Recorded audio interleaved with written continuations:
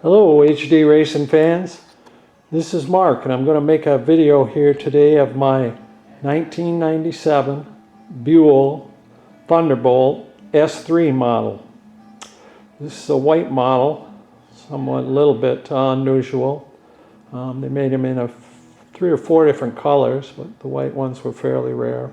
It's got the Performance Machine aluminum wheels on it, and the big thing for me is it's got the Harley Sportster Evolution motor.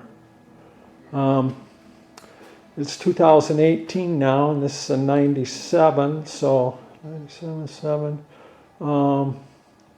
This bike is about 21 years old, but it's in great shape, runs great. I'm just in love with it.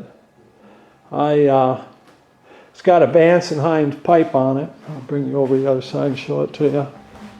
And I was going to change the carburetor, but I love that big kind of ugly, you might say it's ugly, some people, but there's the Vance and Hines pipe muffler.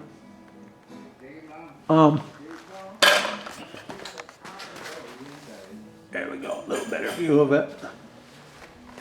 And yeah, I thought it would look funny if I took that big air cleaner cover off, so I just put a K&N filter in it. And I did the CV hop-up rebuild kind of kit, recalibration kit. It's about 50 bucks. Drill out a few orifices and change the jet, and boy, that thing feels great. It's very strong, nice bike. A lot of people got a little afraid because Buell went out of business. Harley Buell went out of business in around 2009, 2010. This bike is actually a Buell American motorcycle. It was before Buell was bought by Harley, but Eric bought the Evolution motors from Harley and put them in his bikes. I think Harley bought Buell about 2000. So, and I rode big rigs all my life, big twins, and raced them. And I had a few Ironhead Sportsters way back when, and and then I bought an Evolution Sportster. I bought a 2003 883R, and God, I just fell in love with the Evolution Sportster and the motor. And so then last summer I bought 3 Buells. I bought this bike, I bought an XB9, and I bought a 1125R, which has the Rotex motor in it, which probably contributed to some of the demise of Eric and Harley Davidson. I think Harley wasn't real crazy when Eric put the Rotex motor in the 1125R, and so, but let me start this bike up for you.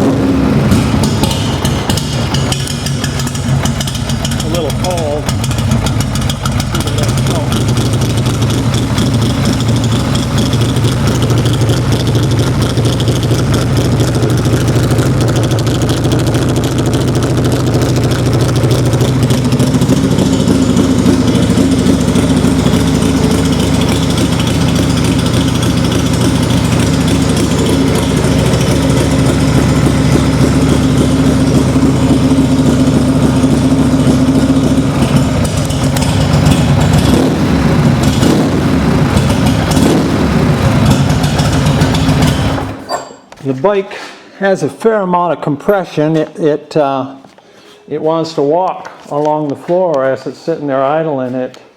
She walks. It jiggles a little, so it walks backwards. But when you get her on the road and bring her up 70 miles an hour, it's got this Buell isolated motor system on it that runs down the road really nice and smooth. You don't get a lot of vibration. This was the top of the line model in '97.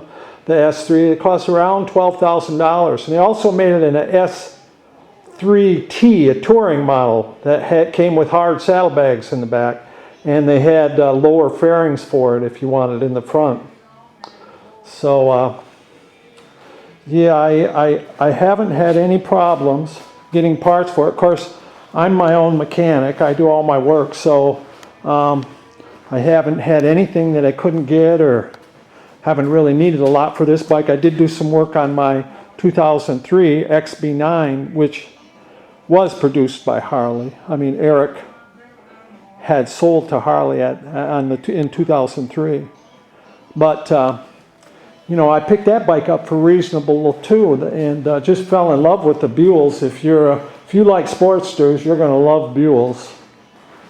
If you ever thought about it, you know, and I used to look at them when they were in the Harley shops, and I kind of thought, oh, golly, you know, I'm a Harley guy. I don't know about this Buell thing, and I'm sorry. I missed enjoying them for all those years. But now you can pick them up for a reasonable price, and they can be a lot of fun if you don't let the thing scare you that they're you know, they're out of production, and you can still get parts for them relatively easy, and if you have some mechanical ability, they're not like super high tech, relatively easy to work on. Even though at the time, this bike in 1997, it was way ahead of its time.